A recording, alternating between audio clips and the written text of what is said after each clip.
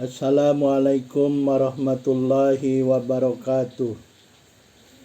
A'udzubillahi minasyaitonirrajim. Bismillahirrahmanirrahim. Alhamdulillahi rabbil alamin. Wa bihi nasta'inu ala umurid dunya waddin. Asyhadu an la ilaha illallah wahdahu la syarikalah. Wa asyhadu anna Muhammadan abduhu wa rasuluh la nabiyya ba'da. Allahumma salli wa sallim wa barik ala nabina Muhammad wa ala alihi wa sahbihi ajma'in wa man tabi'ahum bi ihsanin ila yaumiddin. Subhanaka la ilma lana illa ma 'allamtana innaka antal alimul hakim. Wa ma 'alaina illal balagul mubin. Qala Rasulullah sallallahu alaihi wasallam ballighu anni walau ayah. Rabbi shrah li sadri wa yassir li amri wahlul 'uqdatam min lisani yafqahu qawli. Amma ba'du. Pada video sebelumnya kita telah membicarakan bahwa sholat wajib adalah amal yang pertama sekali dihisab dari seorang hamba Allah Subhanahu wa taala.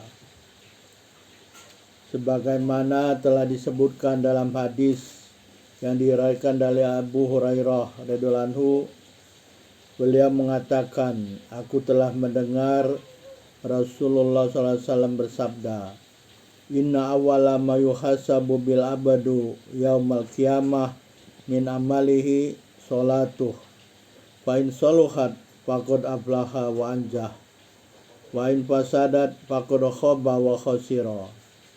Fa in taqasa min faridatihi syai'un qala rabbu azza wa jalla unduru hal li abadi min tatawu'in fayukammalu biha man taqasa min al faridah thumma yakunu sairu amali ala dzalik.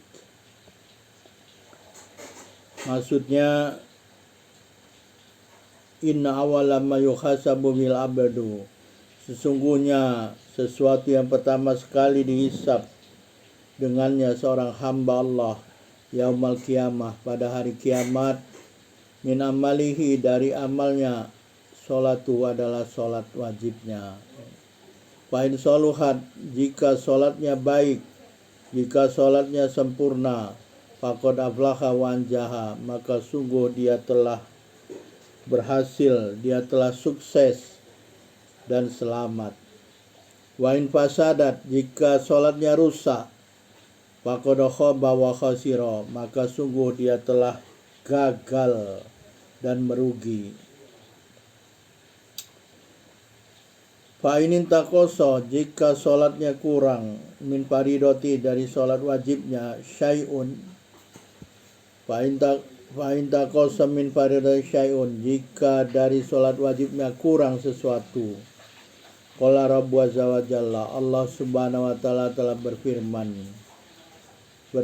kepada malaikat, unduru, lihatlah wahai malaikatku, hal li abdi, adakah bagi hambaku ini, minta tawu dari sholat sunatnya, fayukammalu biha, lalu sempurnakanlah dengan sholat sunatnya tersebut, man taqasa minal faridah, apa-apa yang kurang dari sholat wajibnya, tsumma yakunu sairu amali, kemudian adalah seluruh amalnya, ala dzalik, atas hisab seperti itu. Jadi berdasarkan hadis ini, perkara yang pertama sekali dihisab oleh Allah Subhanahu wa taala dari seorang hamba adalah sholat wajibnya. Apabila sholat wajibnya sempurna, apabila sholat wajibnya bagus, baik, maka dia akan berhasil, dia akan berjaya, dia akan sukses dan selamat. Sebaliknya, apabila sholatnya rusak, maka dia gagal dan akan merugi.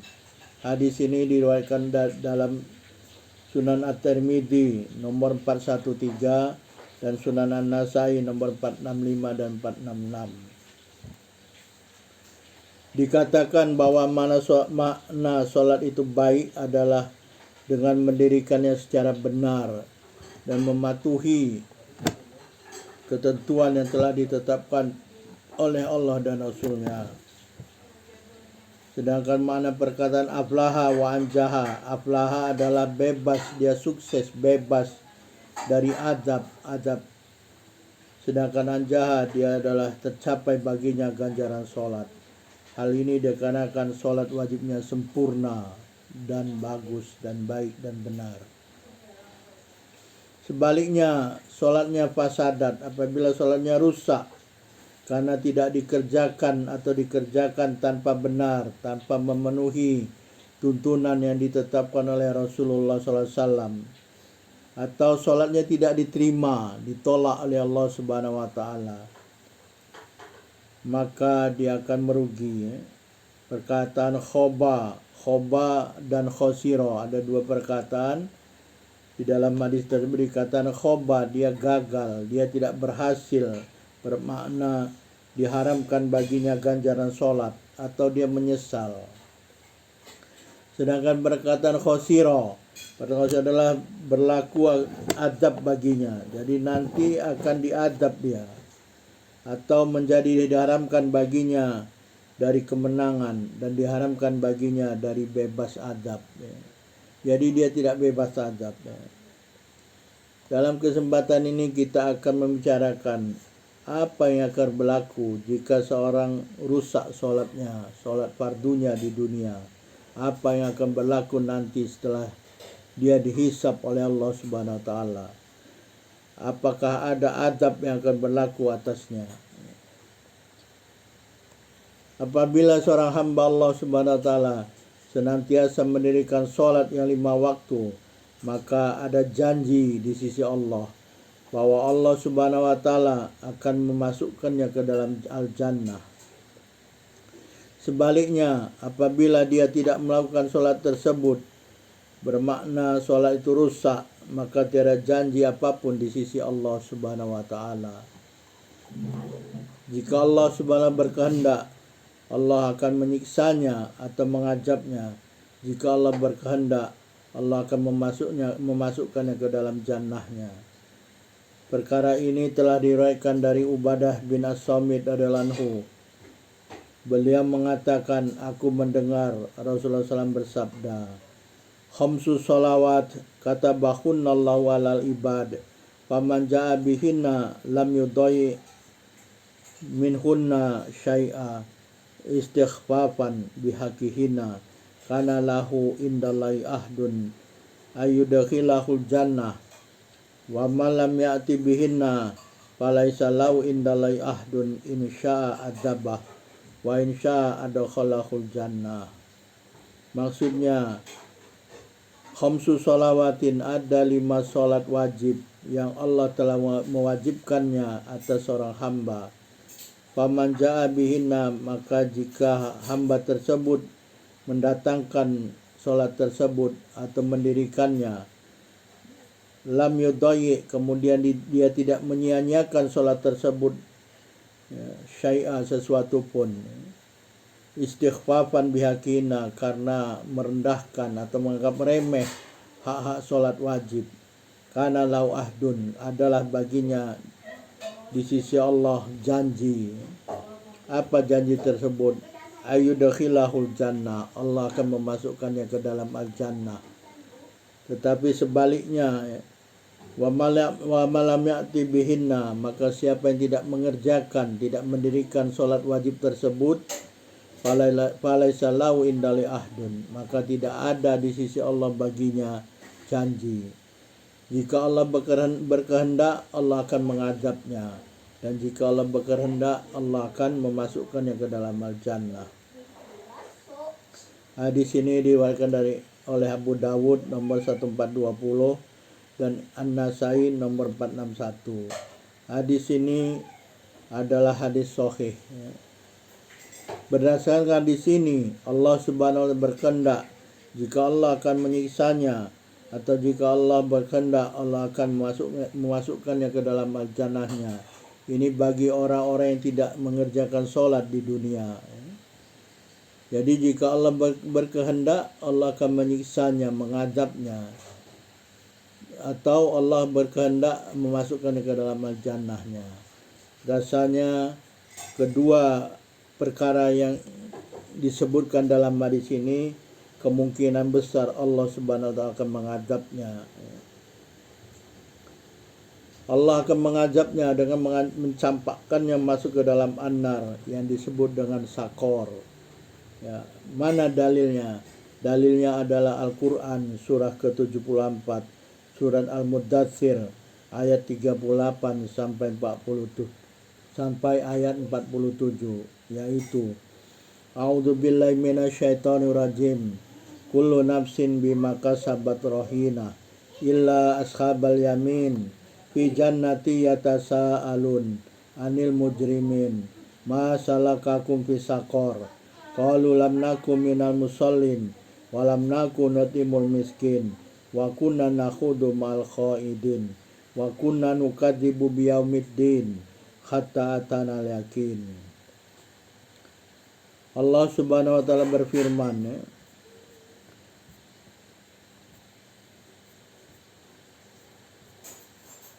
Kullu nafsin bima kasabat rahina.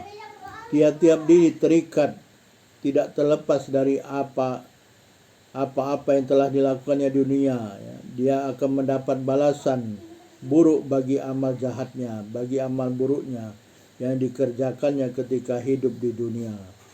Illa ashabal yamin, kecuali penghuni surga, kecuali orang-orang yang ada di sisi kanan. Di sisi kanan ini maksudnya orang-orang yang ada di dalam jannah. Ayat selanjutnya mengatakan, fi jannatin yatasaalun. Ashabul yamin ini adalah orang-orang yang dimasukkan oleh Allah Subhanahu wa taala ke dalam jannah. Mereka ini bertanya-tanya tentang apa? Mereka saling bertanya satu sama lain. Tentang apa yang mereka pertanyakan? Anil mujrimin, mengenai orang-orang yang berdosa. Orang-orang berdosa ini, ada apa mereka ini? Masalakakum fisaqor. Mereka ini orang-orang berdosa ini akan dicampakkan, dimasukkan oleh Allah ke dalam sakor. Lalu Ashabul yamin bertanya kepada mereka, masalakakum fisaqor. Apa yang menyebabkan kamu masuk ke dalam sakor? Apa yang kamu perbuat dulu di dunia sehingga kamu masuk ke dalam sakor? Apa kata mereka? Qalu lam nakum minal musallin. Orang-orang yang berdosa ini penduduk sakor nih, penduduk sakor. Sakor ini darkah ya, darkah ini gelap ya, tingkat kegelapan. An-nar ini jahanam. Jahanam ini mulai dari atas sampai ke bawah ya. Tingkat yang pertama kalau jannah darjah, tapi kalau an-nar disebut darkah. Ya. Sakor ini darkah yang keenam, ke bawah ya. Atas itu darkah yang pertama, kegelapan yang pertama. Darkah ini kegelapan karena makin ke bawah makin gelap, masuk dia ke dasar sana, ke dasar an-nar ya. Ada 7 darkah.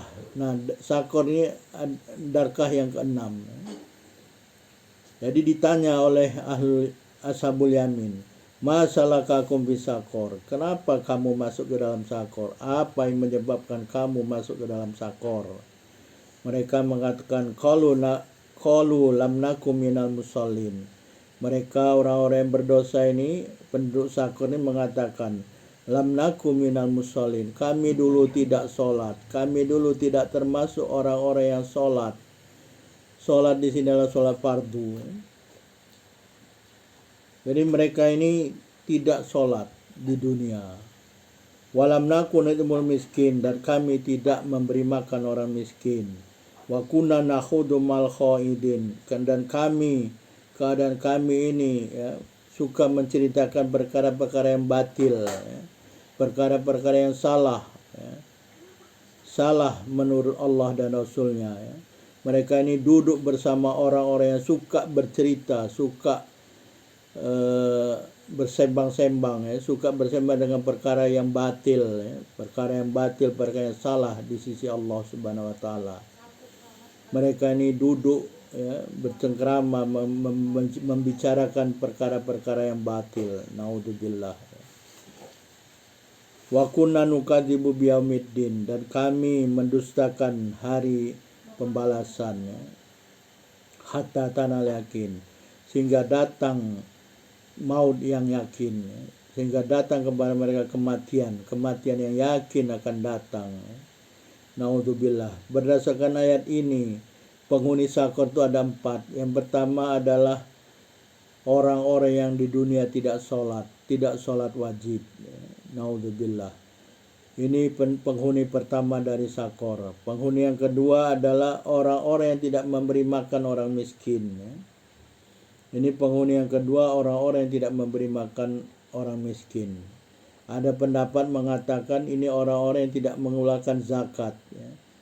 Zakat ini untuk dibagi, salah satu dari asnaf zakat ini adalah orang miskin. Maka mereka tidak mengeluarkan zakat. Orang-orang kaya yang ada kewajiban bagi mereka untuk mengeluarkan zakat, mereka tidak mengeluarkan zakat. Ini satu pendapat mengatakan seperti itu. Tapi di pendapat yang lain mengatakan ini adalah orang-orang yang bakhil. Orang yang bakhil, dia punya harta, tetapi dia tidak melihat orang-orang di sekelilingnya. Sehingga Allah mengatakan di dalam surat yang lain, Ara'aital ladzi yukadzibu biddin fadzalikal ladzi yukadzibu biddin fadzalikal ladzi yad'ul yatim wa la yakhuddu ala ta'amil miskin. Kata Allah, tahukah kamu siapa pendusta agama? Yaitu orang-orang yang suka mengusir anak yatim dengan kasar dan tidak memberi makan orang miskin. Ini pendusta agama, orang-orang yang mengusir anak yatim dengan kasar, tidak memberi hak mereka. Kemudian orang-orang yang tidak memberi makan orang miskin. Allah mengatakan, ini orang-orang yang mendustakan agama, mendustakan Islam, tidak memberi makan orang miskin. Dia tahu di sekelilingnya, dia tahu tetangganya, dia tahu jirannya tidak pernah makan. Mencari pagi, mengais pagi untuk makan pagi itu. Begitulah mereka tidak makan karena tidak mempunyai harta benda yang bisa digunakan untuk makan sehari-hari. Kemudian orang-orang kaya ini tidak melihat mereka, tidak memberi makan orang-orang miskin. Mereka bakhil. Naudzubillah, ini akan dicampakkan oleh Allah Subhanahu wa taala dalam sakor. Yang ketiga, wa kunna nakhudu ma'al khaidin. Yang ketiga, penduduk sakor ini adalah orang-orang yang suka berbicara kebatilan bersama orang-orang yang lain yang membicarakan kebatilan. Jadi dia duduk bersama orang-orang yang suka membicarakan kebatilan. Dia mendengar, menceritakan, dan bahkan memperkuat mereka. Naudzubillahi min dzalik. Ini penduduk sakor yang ketiga. Penduduk sakor yang keempat adalah orang-orang yang mendustakan hari pembalasan, hari kiamat, hari akhir yang akan dibalas amal-amal mereka. Mereka katakan tak ada hari pembalasan. Naudzubillah. Mereka mendustakan. Bahkan kadang-kadang mereka minta bukti. Naudzubillahi min dzalik. Sehingga datang kepada mereka 4 jenis orang ini kematian. Sehingga mereka yang pertama tadi tidak sholat sampai mati. Naudzubillahi min dzalik. Kemudian tidak memberi makan orang-orang miskin sampai mati. Dia membicarakan masalah-masalah kebatilan bersama orang-orang yang suka membicarakan kebatilan sampai mati. Kemudian dia mendustakan hari pembalasan sampai mati. Tak ada taubat, tak ada mohon ampun kepada Allah, sehingga masuklah dia ke dalam alam barzah, liang kubur, sampai akhirnya ke hari pembalasan, sampai akhirnya dicampakkan oleh Allah ke dalam sakor. Naudzubillahi min dzalik. Apakah sakor itu? Apakah sakor itu? Sakor ini adalah an-nar. Bagaimana sifat as-sakor ini? InsyaAllah akan kita sambung dalam video yang lain, dalam pembicaraan yang lain mengenai sakor. Apa itu sakor? Apa yang berlaku pada penduduk as-sakor? Penduduk sakor. Sakor ini adalah tadi telah disebutkan darkah yang ke-6, tingkat kegelapan yang 6 dari an-nar. Subhanakallahumma wa bihamdika asyhadu an la ilaha illa anta astaghfiruka wa atubu ilaik. Billahi taufiq wal hidayah. Wassalamualaikum warahmatullahi wabarakatuh.